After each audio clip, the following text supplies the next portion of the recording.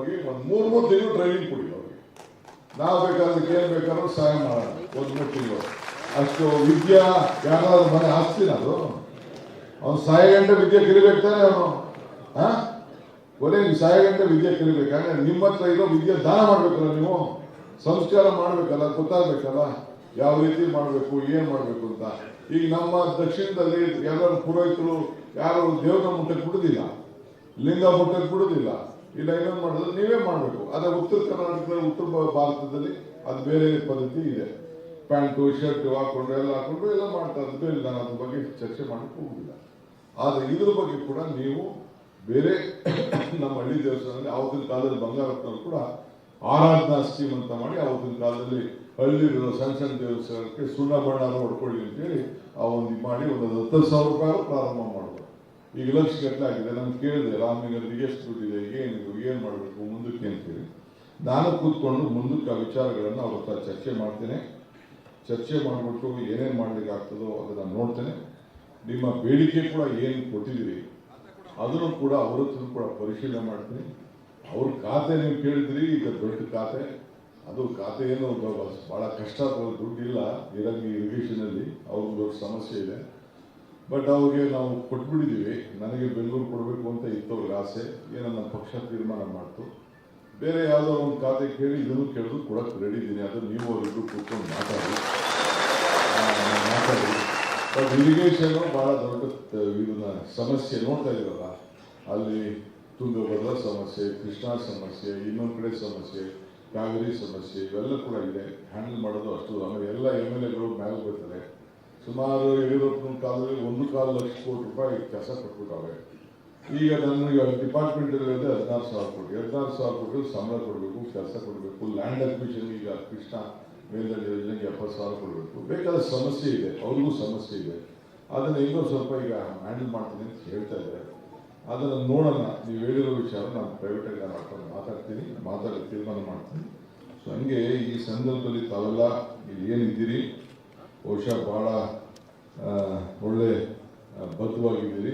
ಮುಂದಕ್ಕೆ ನಿಮ್ಮ ಅಧ್ಯಕ್ಷರಿದ್ದಾರೆ, ಇನ್ನೊಂದು ದೊಡ್ಡ ಸಮಾರಂಭ ಐತಿಹಾಸಿಕವಾದ ಕಾರ್ಯಕ್ರಮ ಮಾಡ್ತೀವಿ ಅಂತೇಳಿ ನೀವು ಚಿಂತೆ ಮಾಡೋಕ್ಕೆ ಹೋಗ್ಬೇಡಿ.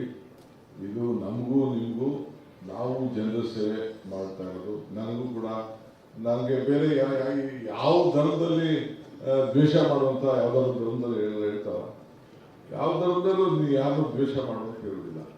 ನಾವು ವಿವಿಧ ರೀತಿಯಲ್ಲಿ ರಾಮನೂ ಪೂಜೆ ಮಾಡ್ತೀವಿ, ಕೃಷ್ಣನ ಪೂಜೆ ಮಾಡ್ತೀವಿ, ಶಿವನನ್ನು ಮಾಡ್ತೀವಿ, ನರಸಿಂಹನ್ನು ಮಾಡ್ತೀವಿ, ಎಲ್ಲರೂ ಮಾಡ್ತೀವಿ. ಎಲ್ಲ ದೇವರನ್ನು ಕೂಡ ವಿವಿಧ ರೀತಿಯಲ್ಲಿ ಅವನ ತಾಂಡವ ಆಡ್ತಾ ಇರ್ತಾನೆ. ಬೇಕಾದಷ್ಟು ಹೆಸರನ್ನೇ ಗಣೇಶನಿಗೆ ಸಿಕ್ಕಿರ್ತೀವಿ, ವಿನಾಯಕರಿಗೆ ಒಂದು 100 ಹೆಸರು ಇಟ್ಕೊಂಡು ನಾವು ಕರಿತೀವಿ. ಅಂತ ಸಂದರ್ಭದಲ್ಲಿ ಶಿವನ 100 ಹೆಸರು ಇಟ್ಕೊಂಡು ನಾವು ಕರಿತೀವಿ. ಆಯ್ತಾ? ಹಿಂಗಿರೋಂಥ ಸಂದರ್ಭದಲ್ಲಿ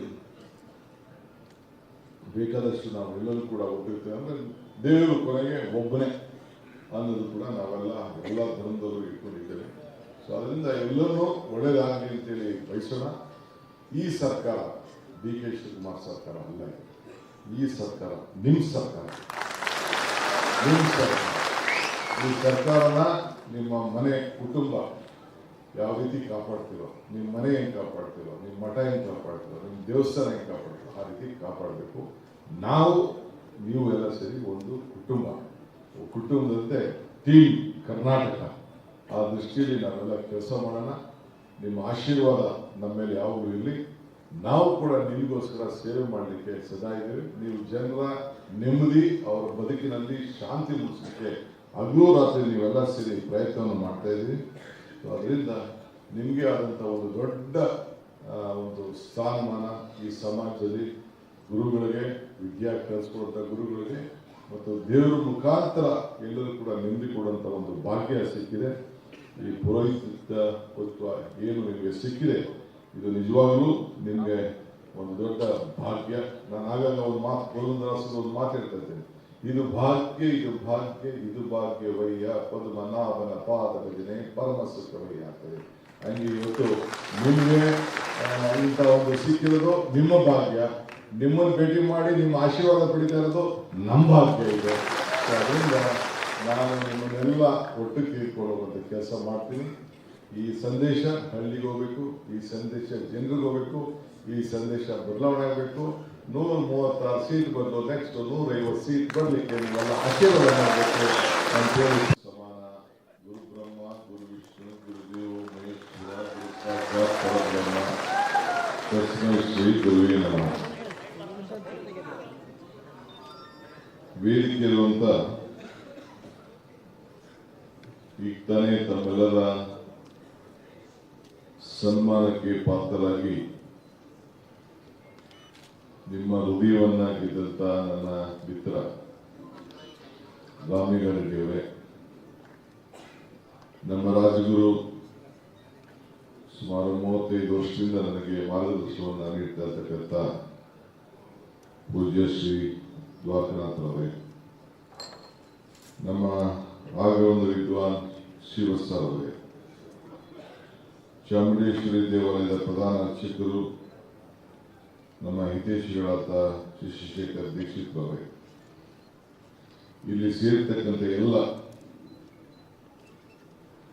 ಎಲ್ಲ ಬಡ ಜನತೆಯ ಎಲ್ಲ ವರ್ಗದ ಜನರಿಗೆ ನೆಮ್ಮದಿ, ಸುಖ, ಆರೋಗ್ಯ ಎಲ್ಲ ಕೂಡ ಸಿಗಲಿ ಅಂತ ಹೇಳಿ ಭಗವಂತ ಮುಖಾಂತರ ಪ್ರಾರ್ಥನೆ ಮಾಡ್ತಾ ಇರ್ತಾ ಎಲ್ಲ ನನ್ನ ಅರ್ಚಕ ಬಂಧುಗಳೇ, ಯಾವಾಗಲೂ ಒಂದು ಮಾತು ಹೇಳ್ತಾ ಇರ್ತೀನಿ, ಅರ್ಚಕಸ್ಯ ಪ್ರಭಾವೇನ ಶಿಲಾಭೂತಿ ಶೇಖರ. ಅರ್ಚಕರ ಪ್ರಭಾವದಿಂದ ಶಿಲೆಯಲ್ಲಿ ಶಂಕರ. ಭಕ್ತನಿಗೂ ಭಗವಂತನಿಗೂ ವ್ಯವಹಾರ ಮಾಡುವಂತ ಸ್ಥಳ ದೇವಾಲಯ. ಆ ದೇವರಿಗೂ ಭಗವಂತನಿಗೂ ಮತ್ತು ಭಕ್ತನಿಗೂ ಮಧ್ಯೆ ಒಂದು ಕೊಂಡಿಯಾಗಿ ಅವನ ಭಾವನೆಯನ್ನ ಏನಿದೆ, ಅವನ ನೋವನ್ನ ಏನಿದೆ ಅಂತೇಳಿ ನಿಮ್ಮ ಮುಖಾಂತರ ಆ ದೇವರು ನಿಮಗೆ ಆ ಸ್ಥಾನವನ್ನು ಕೊಟ್ಟು ಆ ದೇವರನ್ನ ಮುಟ್ಟುವಂಥದ್ದು, ಅರ್ಚನೆ ಮಾಡುವಂಥದ್ದು, ಅವನ ಸುಖ ದುಃಖಗಳನ್ನ ದೇವರಿಗೆ ತಲುಪಿಸುವಂತ ಭಾಗ್ಯ ನೀವು ಕೊಟ್ಟಲ್ಲ. ಇದು ನಿಮ್ಮೆಲ್ಲರ ಭಾಗ್ಯ ಅಂತೇಳಿ ನಾನು ಭಾವಿಸ್ಕೊಂಡಿದ್ದೇನೆ. ಅರ್ಚಕರಿಗೆ ಜಾತಿ ಇಲ್ಲ, ಧರ್ಮಕ್ಕೆ ಬೇರೆ ಇಲ್ಲ, ಬಡವ ಶ್ರೀಮಂತ ಅನ್ನೋದು ಯಾವತ್ತೂ ಕೂಡ ವ್ಯತ್ಯಾಸ ಇಲ್ಲ.